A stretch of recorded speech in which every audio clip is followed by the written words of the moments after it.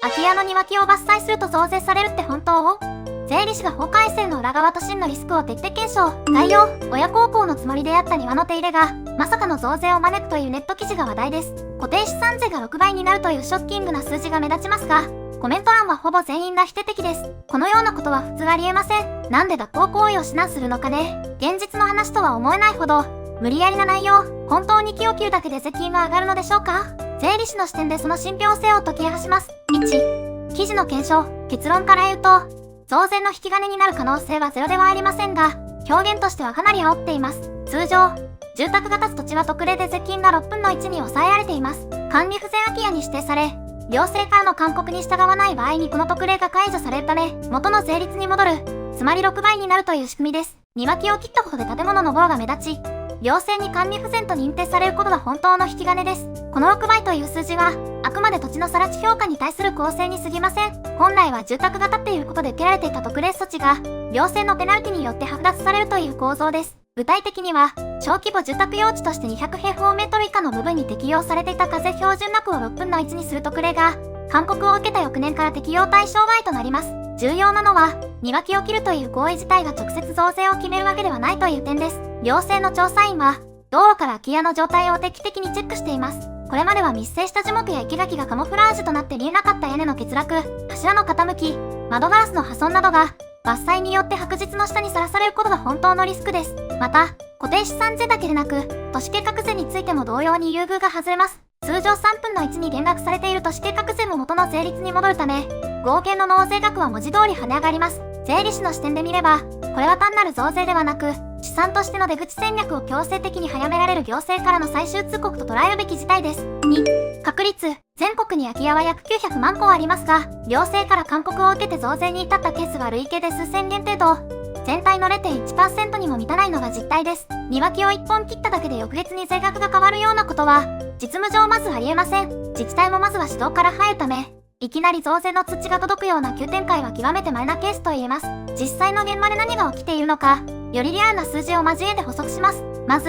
全国の自治体が空き家に対してどの程度の熱量で動いているかを知ることが重要です。最新の調査では、全国の市町村のうち実際に特定空き家の勧告まで踏み切ったことがある自治体は、全体の約4割にとどまっています。つまり、残りの約6割の自治体では、まだ1件も増税ペナルティを課した実績がないというのが実情です。これは行政側にとっても、増税を強制するための手続きが非常に煩雑であるというハードルがあるためです。所有者の特定に時間がかかるケースや、相続人が多数いて連絡が取れないケースも多く、即座に増税通知を送ることは物理的に不可能です。実務上の優先順位としては、近隣住民から苦情が殺到している物件や、通学路に面していて崩落の危険が極めて高い物件から着手されます。そのため、普通に住宅街にある空き家の庭木を少し整えただけで、いきなりターゲットにされる確率は極めて低いと言えます。ただし、近年はドローンを使った一斉調査を導入する自治体も増えており、管理状況の把握スピードは確実に上がっています。確率が低いからと油断するのではなく、自治体がどのレベルまでを許容範囲としているか、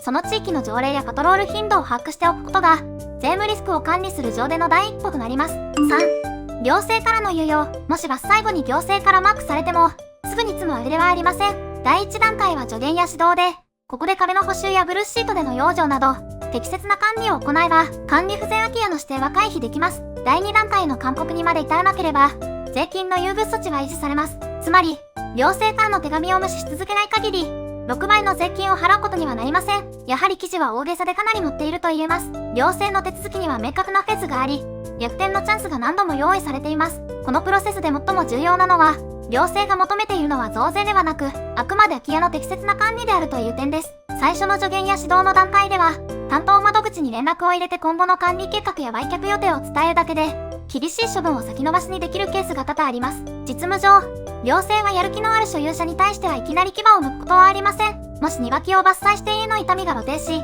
役所から改善を求める文書が届いたなら、それは増税のカウントダウンではなく、無料のコンサルティング土だと捉えてください。具体的な修繕方法や、いつまでに何をすれば管理不全の指定を免れるか、担当者に直接確認することが可能です。ブルーシートによる雨漏り防止や、窓の防犯補強といった最低限の処置であっても、改善の意思を示す実績となり、勧告を回避する強力な根拠になります。税務上のデッドラインは、勧告が行われる年の12月31日です。翌年1月1日の付加期日までに改善が完了していれば、住宅用地の特例は守られ、税金は据え置かれます。つまり、通知を受け取ってから数ヶ月から半年の猶予があるため、その間に専門家と相談して売却や解体の決断を下す時間は十分に確保されています。無視という最悪の選択さえ避ければ、税金が6倍になるという悲劇は確実に防ぐことができるのです。4、真のリスク。本当に怖いのは、固定資産税が数万円上がることではありません。管理不全空き家や特定空き家に指定されると、相続空き家の3000万円特別控除が受けられなくなる恐れがあることです。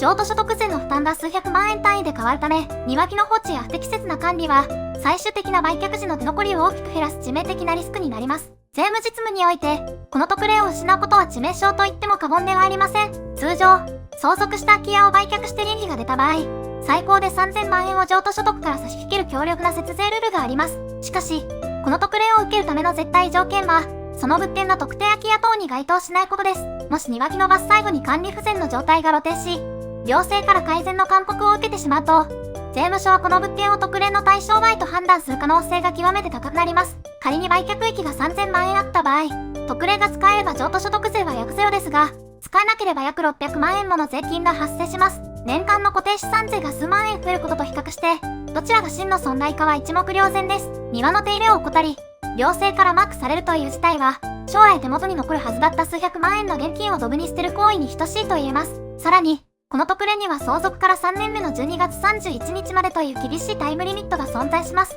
管理不全空き家として行政と揉めている間にこの期限を過ぎてしまえば、二度の特例を適用することはできません。税理士の視点では、庭木の伐採は単なる清掃作業ではなく、売却時の最大600万円の節税枠を守り抜くための資産防衛活動の重要な一環であると断言できます。5、解決策。結論として、まずは庭木を切る前に、建物の外装をチェックしてください。もし劣化が激しいなら、伐採と同時に簡易的な修繕を行うのが税務管理上の正解です。また、管理コストと増税リスクを天秤にかけ、あえて更地にして売却する出口戦略を早期に立てることも重要です。木を切るかという点ではなく、資産たちを守るという線で考えることが、賢い空き家管理の第一歩です。最後は、損をしないための具体的なアクションプランについて解説します。実務上の最も賢い選択は、庭木を切る前に建物の健康診断を行うことです。伐採によって家の傷みが目立つようになるなら、あらかじめ予算を組んで外壁の補強や屋根の養生を同時に進めるのが、行政からの指摘を防ぐ最短ルートです。目隠しとなっていた樹木がなくなるという変化を逆手に取り、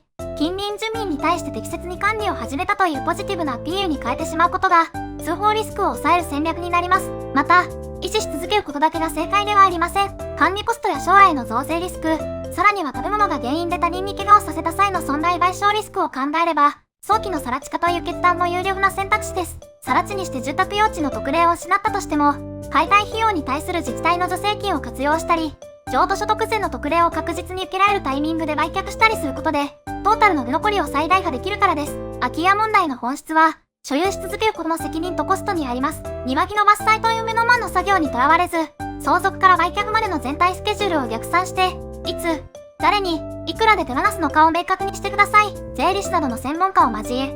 税負担のシミュレーションを行った上で出口戦略を確定させることが、結果としてご自身とご家族の資産を守る唯一の解決策となります。いかがでしたか？この情報が役に立ったら、いいねとチャンネル登録お願いいたします。